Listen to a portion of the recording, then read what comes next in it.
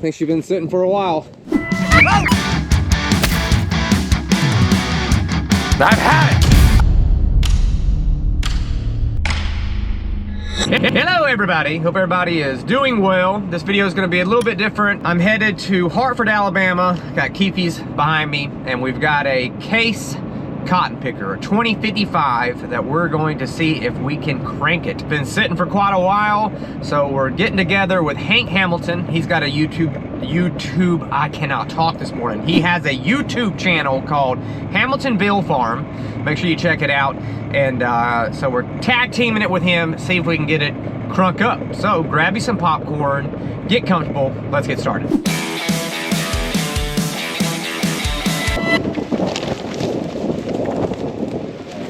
There it is.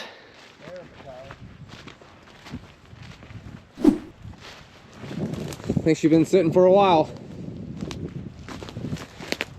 Oh, these golfers, they in good shape. Spindles are actually in really good shape. Just about cut yourself on those spindles. Oh yeah. They're really big, about an hour. Now we will have an issue with that. I think it's gonna blow cotton out. That ain't no problem. Those spindles are mint.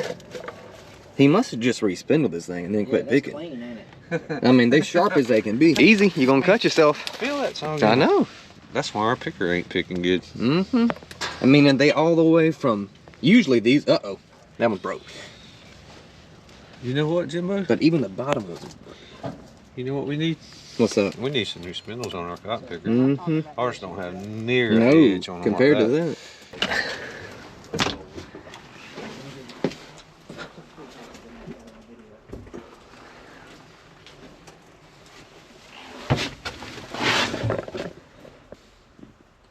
We put that tree there.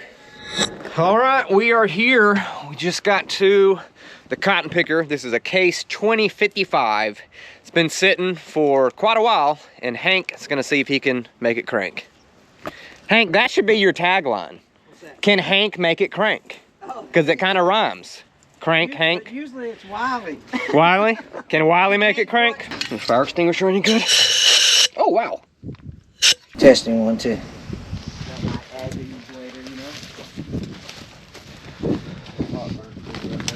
Wiley, come here.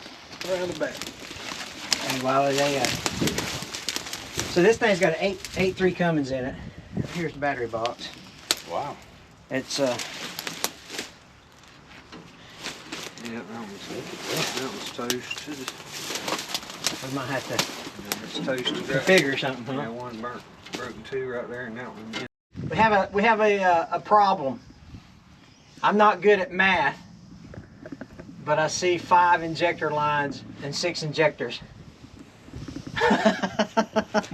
Holy cow. 1, 2, Earnhardt, 4.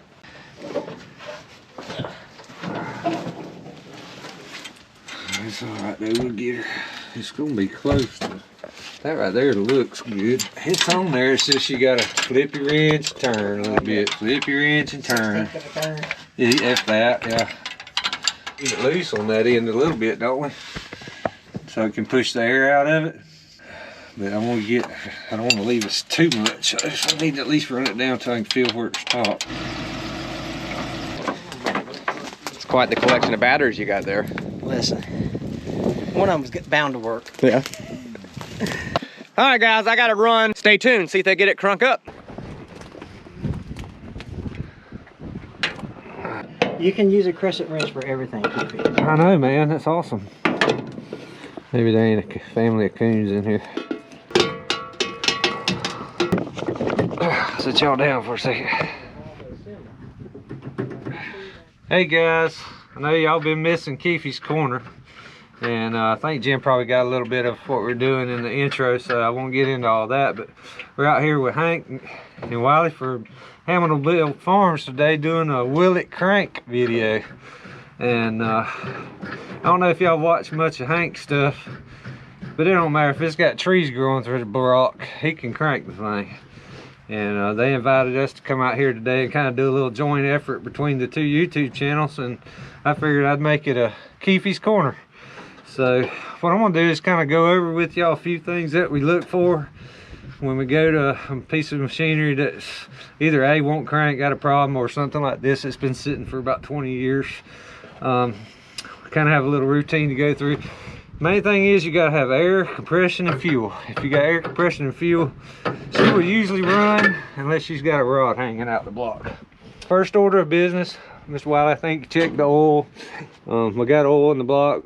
We had a couple of injector lines that were missing. We found on the ground by a couple of vodka bottles. So apparently somebody had been working on this thing and kind of gave up on it. I don't blame them. But got the air breathers out. They actually look pretty good, the air cleaners.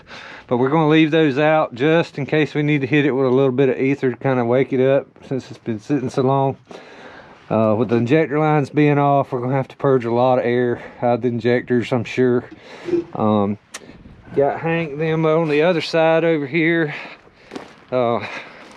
Instead of trying to fix all this electrical wiring that the rats have chewed up and everything, they've put a remote start button on it.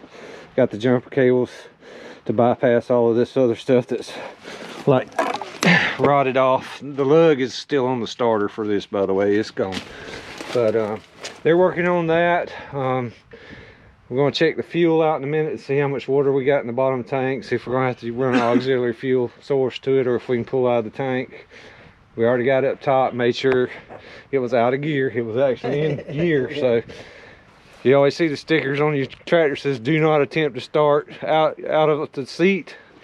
And that's the reason why. If we'd have hit this thing like this, it would have tried to at least pull with this tire anyway. But did I miss anything, Hank? We got power. We got a remote start switch. We got our injector lines back on. We're a little low on water, but we're only going to crank it long enough just to see if we can get it running. So it's not like we're just going to have time to overheat. Biggest thing was for me, I'm not familiar with this engine that well. I couldn't find the fuel shut off. Come to find out on this one, when you pull the throttle all the way closed, it shuts the fuel off. So we got that problem addressed. We know what we're gonna have to do to get fuel. So next thing, I guess we're gonna check our fuel in our tank, see how bad it is. If it looks good, we should be getting real close to yeah, I think we're close. Being able to try to see if this thing's gonna spin over. Custom fuel gauge right here. You can tell that man's been around for a while. He makes his own tools. Oh, she's wet. That's what we say at Hamiltonville Farm. That's making fuel there. That's making fuel? Man, I tell you what, if you can figure out how to do that, we'd be all millionaires. She's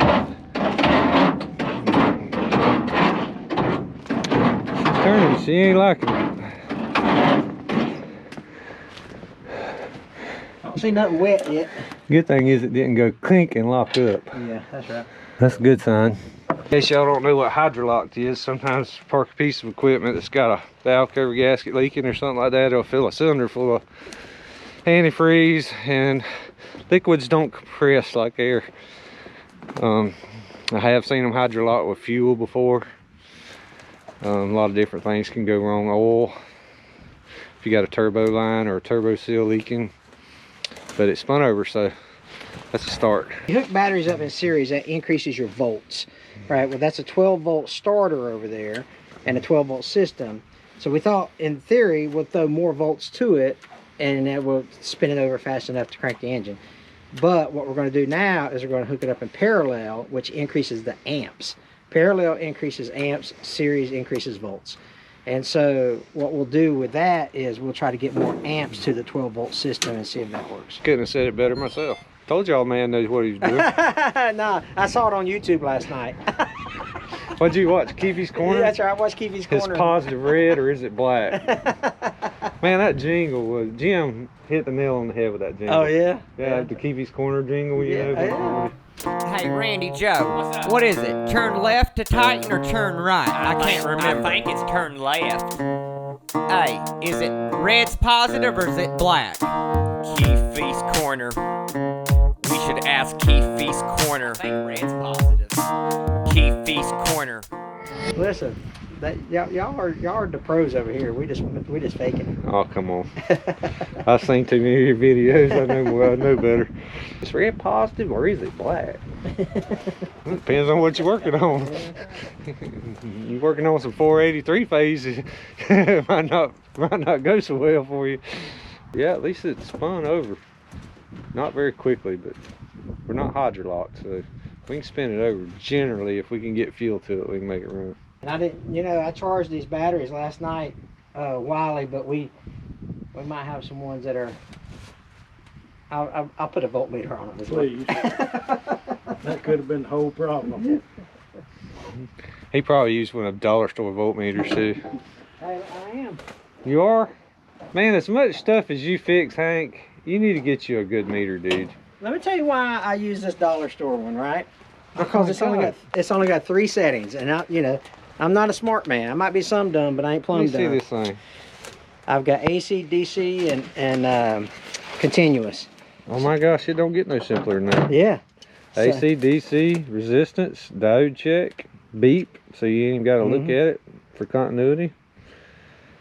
Continuity, that's what I meant to say, Adam.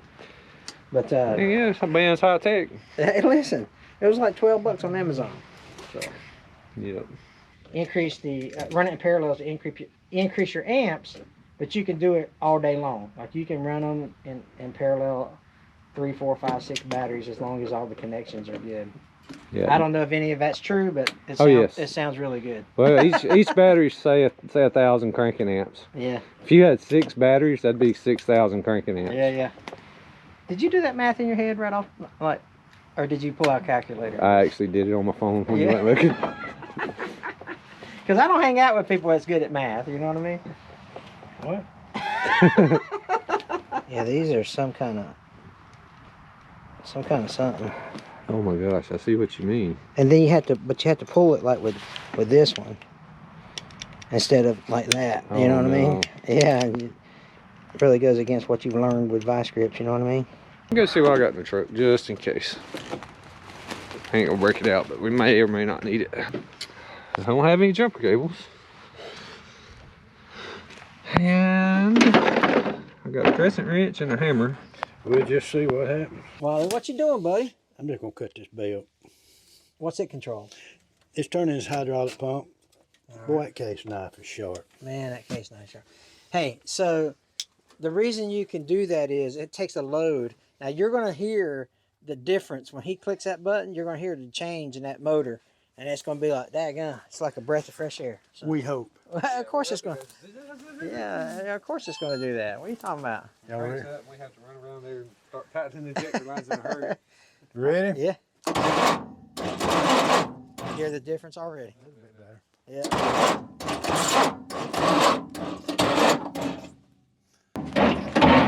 Oh yeah, come on, baby. Slinging it. If this don't work, we're crying uncle. Yeah, the starter button. On the starter button, the negative.